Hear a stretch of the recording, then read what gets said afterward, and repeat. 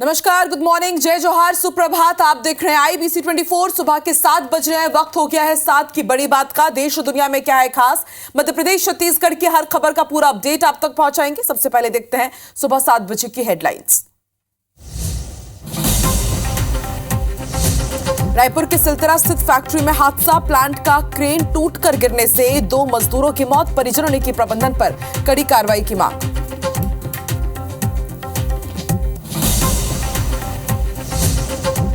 गुना में खेत पर बने खुले बोरवेल में गिरा 10 साल का बच्चा। 40 फीट गहराई में फंसा सुमित मीणा। रेस्क्यू ऑपरेशन जारी।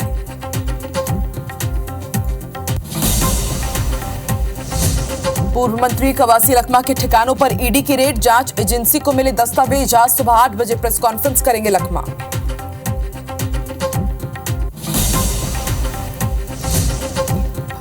रायपुर के टिकरापारा थाने में स्थानीय लोगों का हंगामा। कारोबारी पर 3 बार हो चुका है हमला। पुलिस पर कार्रवाई नहीं करने का आरोप।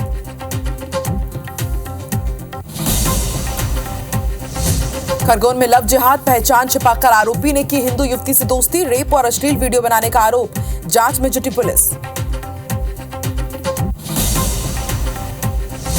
आज पीएम मोदी करेंगे मन की बात। रेडियो कार्यक्रम के जरिए देशवासियों से करेंगे संवाद।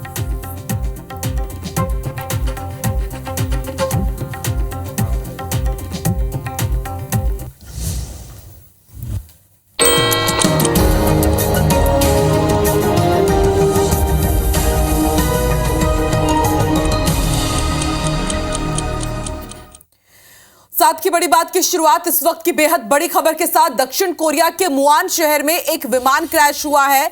बताया जा रहा है कि यह विमान 181 लोगों को ले जा रहा था और हादसे का शिकार हो गया है। दुर्घटनाग्रस्त हुआ है जिसमें 23 लोगों की मौत की खबर है। रनवे से यह विमान फिसला और उसके बाद क्रैश हो गया। तस्वीरें आपकी टीवी स्क्रीन पर। आप देखिए किस तरह से 181 लोगों को ले जा रहा है यह विमान। दुर्घटनाग्रस्त हुआ है। अब तक ये जानकारी सामने आई है कि हादसे में 23 लोगों की मौत की सूचना है और इसके साथ मौत का आंकड़ा बढ़ भी सकता है। रनवे से यह फिसला विमान और उसके बाद क्रैश हो गया।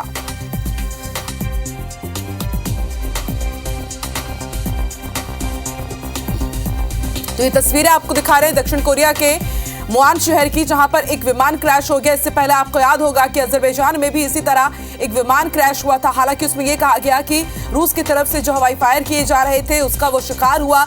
लगातार उसको लेकर के वर्ल्ड लेवल पर सियासत तो हो ही रही है, लेकिन आप देखिए किस तरह से देखते ही देखते ये पूरा विमान आग के गोले में तब्दील हुआ और 181 लोग इसमें सवार थे। 23 लोगों की मौके पर ही मौत हो गई। कुछ लोगों के घायल होने की सूचना मिली है। जैसे ही ये विमान क्रैश हुआ उसके बाद आप देखिए तुरंत वहां पर रेस्क्यू टीम पहुंची। कोशिश की गई कुछ लोगों को बचाने की, लेकिन धू धू कर आप देखिए पूरा विमान किस तरह से जलकर स्वाहा हो गया। तो बेहद बड़ा हादसा हुआ है दक्षिण कोरिया में। दक्षिण कोरिया के मुआन में 181 लोगों को ले जा रहा विमान दुर्घटनाग्रस्त हुआ है और जानकारी के मुताबिक 23 लोगों के अभी मौत की सूचना है। मृतकों का आंकड़ा बढ़ भी सकता है।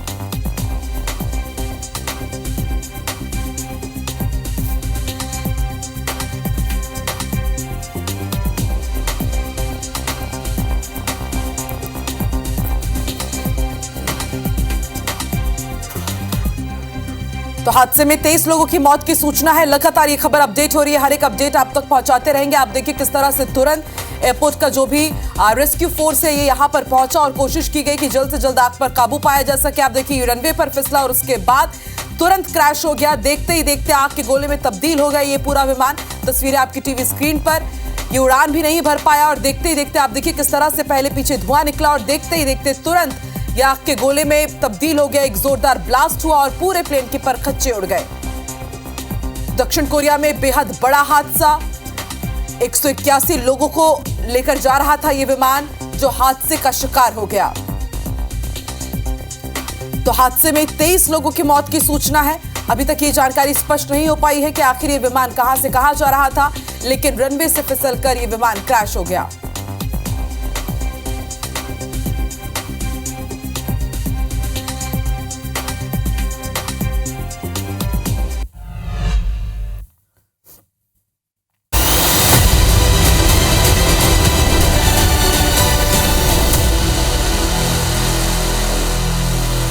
और चलिए अब रुक कर लेते हैं गुना का। खेत पर बने खुले बोरवेल में 10 साल का मासूम गिर गया है।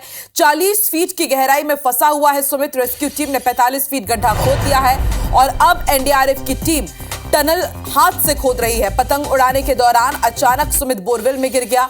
परिजनों का रो रो कर बुरा हाल है। कलेक्टर एसपी मौके पर मौजूद है। राघोगढ़ के पिपलिया गांव की घटना है। तो इस वक्त की बड़ी खबर आपको बता रहे हैं। 40 फीट गहराई में सुमित मीणा फंसा हुआ है। अभी तक 45 फीट गड्ढा खोद लिया गया है रेस्क्यू टीम की तरफ से। एनडीआरएफ एसडीआरएफ की टीम यहां पर मौजूद है। कोशिश की जा रही कि जल्द से जल्द सुमित को बचाया जा सके।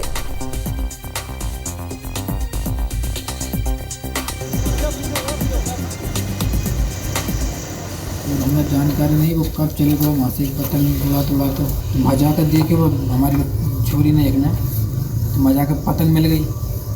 मैं संकेत चले वो मिल गई हो ना हो कहीं बाप निकल गया हो। मैंने बेटी जाकर नहीं देखी तो बम्बई पतंग उड़ा रहा था। पतंग तार में उलझ गई, टूट गई पतंग। जब वो नहा से भाग के गया है उन्हें ध्यान रखे नहीं, होलकार वो हॉल में जा पड़ा। पतंग मली मई पतंग पड़ी सी। वो कई पिताजी ने मोबाइल से वो देखे जब दिखाए हुए। और चलिए सीधे रुक कर लेते हैं गुना का। हमारे संवाददाता नीरज योगी इस वक्त ग्राउंड जीरो पर ही मौजूद है। ज्यादा जानकारी वो देंगे। नीरज बताइए अभी वहां पर किस तरह की स्थिति है और कितना वक्त लगेगा वापस बाहर निकालने में सुमित को, और क्या कुछ कह रही है रेस्क्यू टीम? क्या सूरज माफ कीजिएगा यहाँ पर सुमित लगातार रिस्पॉन्स कर रहा है? जी बिल्कुल, मैं आपको बता दूं कि लगातार रेस्क्यू को लेकर 13 घंटे अभी तक बीत चुके हैं और अभी भी रेस्क्यू यहां पर जारी है। करीब 45 फीट की खुदाई अभी तक की जा चुकी है। वही जो क्रॉस टनल है उसकी खुदाई अब की जा रही है और जैसे ही टनल की खुदाई हो जाएगी तब जाके सुमित को बाहर निकाला जा सकेगा। लेकिन फिलहाल यहाँ पर जो स्वास्थ्य विभाग की टीम है वो लगातार उसे ऑक्सीजन देने का काम कर रही है। और मूवमेंट की अगर बात करें तो उनका कहना है कि काफी लंबा समय हो गया है। मूवमेंट के बारे में क्लियर अभी पता नहीं चल पा रहा है और अभी जब तक पूरा टनल नहीं खुद जाएगा तब तक कुछ स्पष्ट कह पाना मुश्किल है। वही यहाँ पर जो एनडीआरएफ की टीम और प्रशासन के जो अधिकारी हैं वो यहाँ पर मौजूद है और लगातार अभी यहाँ पर रेस्क्यू किया जा रहा है। 13 घंटे बाद भी अभी लोगों को आशा है कि सुमित को जिंदा और सही स्वस्थ तरीके से बाहर निकाला जाएगा। लेकिन जो उनके परिवार के लोग हैं उन्हें भी आशा है और वो कहीं ना कहीं यहाँ पर जो एक मंदिर है वो वहां पर बैठे हुए लगातार उन्हें भी यही आशा है कि जल्द ही भगवान उन्हें उनकी इस प्रार्थना को सुनेंगे और वो सुमित को सही सलामत वापस करेंगे। इसे लेकर यहाँ पर अभी भी ये मैं आपको बताऊंगा कि मौके पर जो है अभी भी यहाँ पर रेस्क्यू यहाँ पर जारी है और यहाँ पर तमाम जो यहाँ पर जो खुदाई का जो काम है वो अभी भी यहाँ पर लगातार चल रहा है और जो यहाँ पर स्वास्थ्य विभाग की टीम है वो लगातार जो उसके मूवमेंट है उसे लेकर अभी यहाँ पर काम कर रही है। लेकिन उनका क्लियर अभी नहीं बता पा रहे हैं कि कितनी देर बाद वो क्लियर इस बारे में बता पाएंगे। जब तक कि पूरा खुदाई नहीं हो पाएगी तब तक क्लियर कह पाना मुश्किल है, ऐसा स्वास्थ्य विभाग के अधिकारियों का यहाँ पर कहना है। नीरज, भोपाल से भी एक टीम पहुंची थी यहाँ पर रेस्क्यू करने के लिए और इसके साथ ही सुबह का वक्त है, तो क्या नाश्ता वगैरह दिया गया या उससे कम्युनिकेट करने की कोशिश की जा रही है क्या?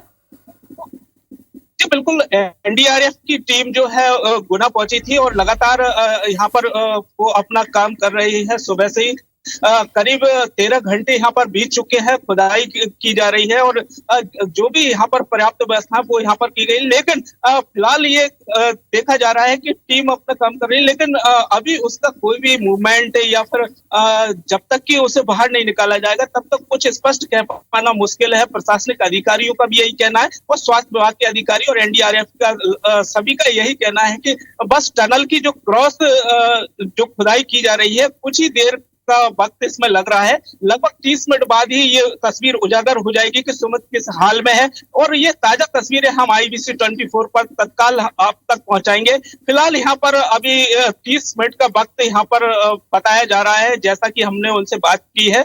30 मिनट बाद ये तस्वीर उजागर होगी कि सुमित किस हाल में है और क्या वो स्वस्थ है और किस तरह की उसे यहाँ पर निकाला जाएगा। ठंड भी पड़ रही है तो ऐसे में और किसी प्रकार की परेशानी, क्योंकि लगातार मध्य प्रदेश के अलग अलग जिलों में ये कहा जा रहा है कि ना सिर्फ ठंड बढ़ेगी बल्कि बारिश की भी संभावना है, तो गुना का वेदर क्या कह रहा है? जिस एरिया में सुमित फंसा हुआ है वहां पर किसी तरह की बाधा क्या मौसम की तरफ से आ रही है? जी बिल्कुल, जब से ही यहाँ पर रेस्क्यू शुरू हुआ है उसी समय से यहाँ पर वेदर फॉग है और कड़ाके की ठंड यहाँ पर पड़ रही है। लोग यहाँ पर कंबल और स्वेटर पहनकर यहाँ आए हुए हैं। अधिकारी भी इसी हाल में है और लगातार इसके बावजूद भी हौसला उनके अंदर बना हुआ है। लगातार वो इसके बावजूद भी यहाँ पर अपने काम में लगे हुए हैं। उन्हें ये लगता है कि कहीं ना कहीं अगर सुमित को सही सलामत बाहर निकाला जाएगा तो वो कहीं ना कहीं उनकी जिम्मेदारियां पूरी हो जाएंगी और कहीं ना कहीं सुमित को हर व्यक्ति ये चाहता है कि वो सही सलामत वापस निकले। इसे लेकर न सिर्फ लोगों की दुआएं हैं बल्कि वो ये कह रहे हैं कि एक हंसता खेलता जो उसका चेहरा है जो लोगों ने देखा है वो दोबारा से उसे देखना चाहते हैं। जी बिल्कुल नीरज, देखिए एक तरफ रेस्क्यू टीम युद्ध स्तर पर लगातार यहां पर अलग अलग स्ट्रेटेजीज के साथ काम कर रही है, जैसा कि आपने बताया कि अब बस क्रॉस खुदाई यहां पर बाकी है और जल्द ही सुमित को वापस बचा लिया जाएगा और एक तरफ दुआओं का दौर भी लगातार जारी है। आप नजर बना के रखिएगा, अपडेट आपसे लेते रहेंगे। फिलहाल शुक्रिया पूरी अपडेट के लिए। चलिए छत्तीसगढ़ का रुख करते हैं। राजधानी रायपुर से लगे सिलतरा इलाके में मौजूद फैक्ट्री में भीषण हादसा हो गया।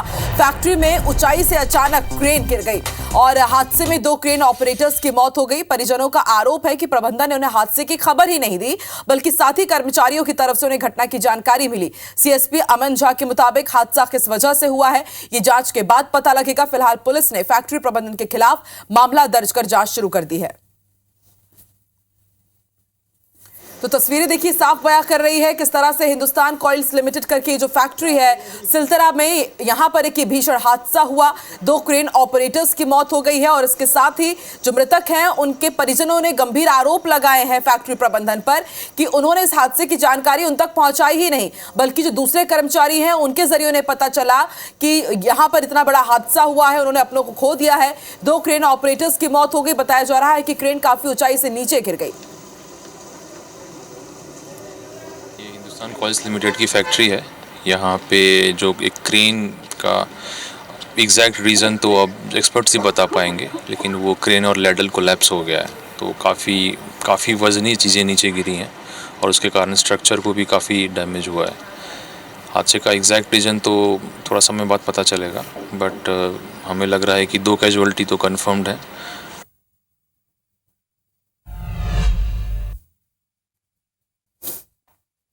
सिलतरा की हिंदुस्तान कॉइल्स फैक्ट्री में एक बड़ा हादसा हुआ है। यहाँ पर क्रेन गिरने से 2 कर्मचारियों की मौत हो गई है। फिलहाल जो सूचना आ रही है कि 6 बजे लगभग हादसा हुआ है और जो हैंगिंग क्रेन होती है उसमें टकराने से 2 जो क्रेन ऑपरेटर थी उनकी मौत हो गई है। बाबू जी कब पता लगा? हम लोग फोन किए तो आए ना। अभी अंदर नहीं जाने दे रहे क्या? अभी अंदर जाने नहीं दे रहा है। परिजन को पहले सूचना देता तो पुलिस वाले को पहले सूचना देकर अंदर घुसा रखे हैं वो लोग। पूरा सेटिंग है भाई, पूरा सेटिंग है। आपके परिचित की भी जान गई है? हाँ सर, मेरे मामा जी के सगे साले की जान गई है और हम आए जब से तो कोई पुलिस वाले अंदर जाने नहीं दे रहे हैं, सब रोक रहे हैं। देखिए एक बात तो सबसे बड़ी है कि जिन लोगों के परिजनों की मौत हुई है उन्हें अंदर नहीं दिया जा रहा है और मौत की भी सूचना जो है अलग अलग लोग जो है वो दे रहे हैं। अभी आप अंदर क्या हाल है अंदर बताइए? सर वही हो रहा है, सब लाश को निकाल रहे हैं। हाँ धीरे धीरे जो काम पहले होना चाहिए। कितने लोग हैं? अभी 2 लोग हैं, दोनों नहीं निकले हैं। कितने लोग और चोटिल हुए करीब? नहीं, बस 2 ही लोग, 2 थे, वही 2 लोग खत्म भी हो गए। अच्छा हाँ। सबसे बड़ी लापरवाही की हिंदुस्तान कॉइल्स से अभी तक कोई जवाब नहीं दिया जा रहा है। पुलिस अधिकारी कह रहे हैं कि 1-1.5 घंटे की पहले की सूचना है। परिजन बता रहे हैं कि 8 बजे से करीब है, अपने परिजनों को देखने के लिए बाहर गेट पे खड़े हैं, लेकिन कोई भी जवाब प्रबंधन से नहीं दिया जा रहा है, ना ही गेट खोलकर इन्हें अंदर जाने दिया जा रहा है। कैमरामैन लखन शर्मा के साथ संदीप शुक्ला, IBC 24 रायपुर से। उधर रायपुर के वीआईपी चौक में एक सड़क हादसे में एक साथ 4 गाड़ियों के साथ भीषण टक्कर हो गई। एक तेज रफ्तार ट्रेलर ने सामने से आ रही कार को टक्कर मार दी, जो दूसरी 2 गाड़ियों से जाकर जा भिड़ी। इसके बाद दोनों गाड़ियों के परखच्चे उड़ गए और सड़क पर लंबा जाम लग गया। तस्वीरें आपकी टीवी स्क्रीन पर। रायपुर के वीआईपी रोड पर आप देखिए कितना भीषण यह हादसा हुआ। एक ट्रेलर ने सामने से जा रही एक कार को टक्कर मारी और फिर उसके बाद अनियंत्रित होकर के उस कार ने दूसरी 2 कार को अपनी चपेट में लिया और इसके बाद देर रात तक इस पूरे रोड में भीषण जाम लगा हुआ था। राहत की बात यह है कि किसी की जान नहीं गई, लेकिन कुछ मामूली चोट जरूर आई है कार सवार लोगों को।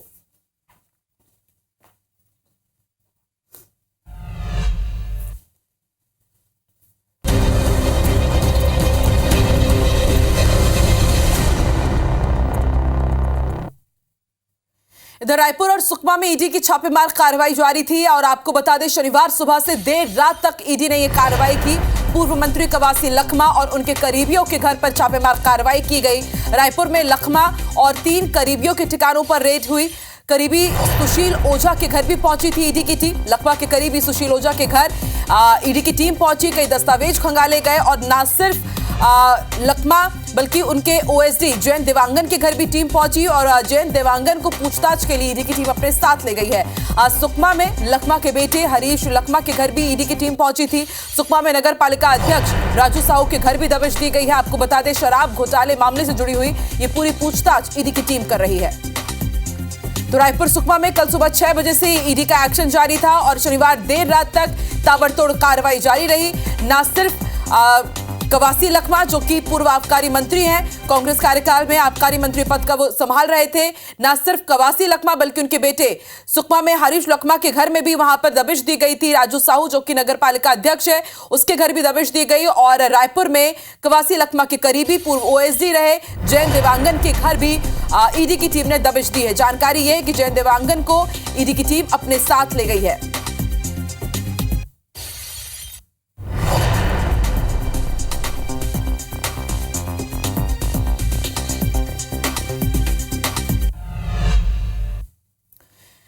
तो छत्तीसगढ़ के पूर्व मंत्री कवासी लखमा के घर ईडी की टीम ने छापेमार कार्रवाई की और आज ईडी के इस छापे को लेकर वो मीडिया से बात करेंगे। आज सुबह 8 बजे कवासी लखमा प्रेस कॉन्फ्रेंस करने वाले हैं। आईबीसी 24 संवाददाता संदीप शुक्ला ने कवासी लखमा के घर के बाहर से कार्रवाई का जायजा लिया। से ईडी की टीम जा चुकी थी, उसके बाद उनके मित्र जो है ज्ञान प्रसाद जो कि अधिवक्ता भी हैं, कई घंटों से घर पे ही थे। अब ईडी की टीम जाने के बाद कई घंटा उन्होंने समय बिताया और यहाँ से निकल गए हैं। वो काफ़ी देर से इंतज़ार कर रहे थे मीडिया का निकलने का, लेकिन हमारी टीम यहीं पर डटी हुई थी और अंदर से ये जवाब आ रहा है कि कवासी लखमा भी सो चुके हैं, लेकिन हमें मालूम था कि उनके अधिवक्ता अंदर हैं। और आपको बता दें कि ईडी की टीम यहाँ पहुँची थी, कई घंटे तक रही। ईडी की टीम के जाने के बाद जो कवासी लखमा के अधिवक्ता हैं, मित्र भी हैं उनके पुराने राजनीतिक मित्र, वो यहाँ पर पहुँचे थे और अभी उनसे मुलाकात के बाद वो गए हैं। हालांकि उन्होंने अनऑफिशियल रूप से एक संदेश भिजवाया था कि कल सुबह कवासी लखमा मीडिया से बात करेंगे, लेकिन हमारे सवालों का बिना जवाब दिए उनके मित्र जो कि अधिवक्ता भी हैं, राजनीतिक मित्र भी, वो यहाँ से निकल चुके हैं। तो कुल मिला के राज्य जो शराब घोटाले मामले में पूर्व आबकारी मंत्री कवासी लखमा, सुशील ओझा, जयंत देवांगन, तीनों के यहाँ जो जांच चल रही थी वो खत्म हो चुकी है। आगे इंतजार रहेगा इस मामले में क्या अपडेट पड़ता है मिलता है। और अभी के लिए फिलहाल जांच खत्म हो चुकी। कवासी लखमा ने कहा है कि कल सुबह मीडिया का जवाब वो देंगे, ये संदेश उन्होंने भिजवाया है। कैमरामैन संजीव सिन्हा के साथ संदीप शुक्ला, IBC 24 रायपुर से।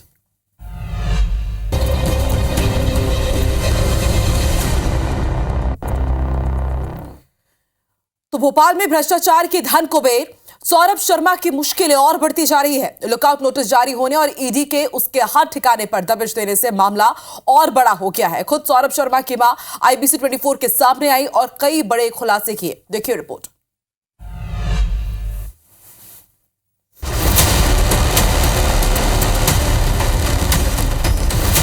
मध्य प्रदेश में इस वक्त सौरभ शर्मा का नाम हर एक की जुबान पर है। लोकायुक्त के छापे और अभी ईडी की दबिश के बाद ये केस और भी बड़ा दिखाई दे रहा है। सौरभ शर्मा के घर से अकूत संपत्ति मिलने के बाद सभी की निगाहें अब सौरभ शर्मा केस पर ही बनी हुई है। सौरभ शर्मा की लगातार तलाश की जा रही है, उनके रिश्तेदारों से भी पूछताछ की जा रही है। ऐसे में अब खुद सौरभ शर्मा की मां IBC 24 के सामने आई और अपने बेटे की जान को खतरा बताया। हमने जांच में पूरा सहयोग किया है, लोकायुक्त हो या ईडी हो या इनकम टैक्स, आगे भी हम पूरा सहयोग करेंगे। समस्त वैधानिक दस्तावेज हमारे पास हैं। हमने सौरभ की जान की सुरक्षा के लिए न्यायालय में आवेदन दिया है और सरकार सौरभ की सुरक्षा की गारंटी लेता है, तो वो स्वयं सामने आकर सब बातों का जवाब देगा कि इसको जिस तरह से बढ़ा चढ़ा के बताया जा रहा है, आज की स्थिति में सौरभ की जान को खतरा है। सौरभ की मां ने दावा किया कि उनके पास सभी वैधानिक दस्तावेज हैं। अगर न्यायालय और सरकार सौरभ की सुरक्षा का वादा करती है तो सौरभ खुद सबके सामने आएगा और सच्चाई खुल जाएगी। लेकिन सवाल यह है कि आखिर सौरभ शर्मा को जान का खतरा किससे है। भोपाल में IBC 24 की टीम सौरभ शर्मा के दफ्तर के अंदर पहुंची।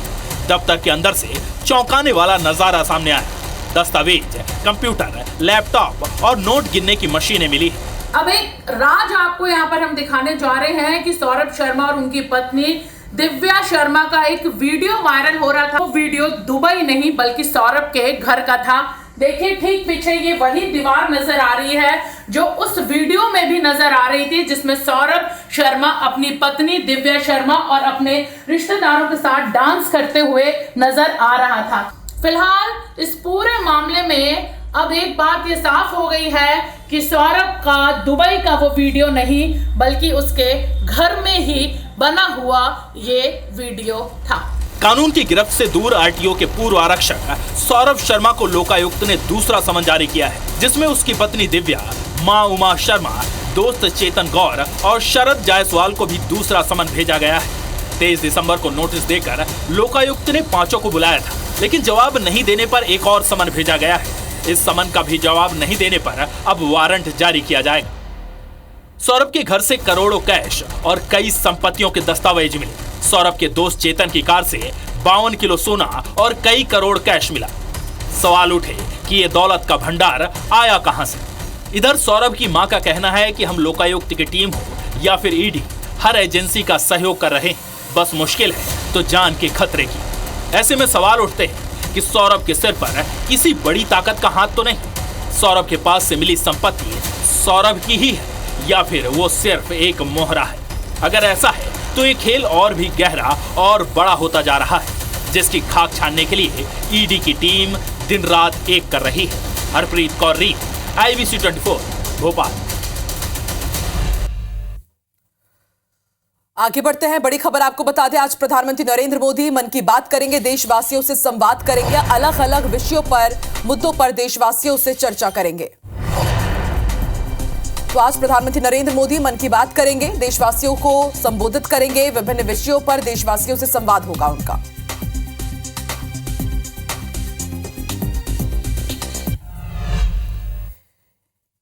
केंद्रीय मंत्री गिरिराज सिंह शनिवार को उज्जैन पहुंचे और बाबा महाकाल के मंदिर में पहुंचकर उन्होंने दर्शन किए। केंद्रीय मंत्री महाकाल की बस मार्ग में शामिल हुए। इस दौरान उन्होंने भगवान की पूजा अर्चना की और परिवार, देश, प्रदेश की सुख समृद्धि की कामना की। महाकाल के दर्शन के बाद केंद्रीय मंत्री गिरिराज सिंह अपने तय कार्यक्रम के लिए रवाना हुए।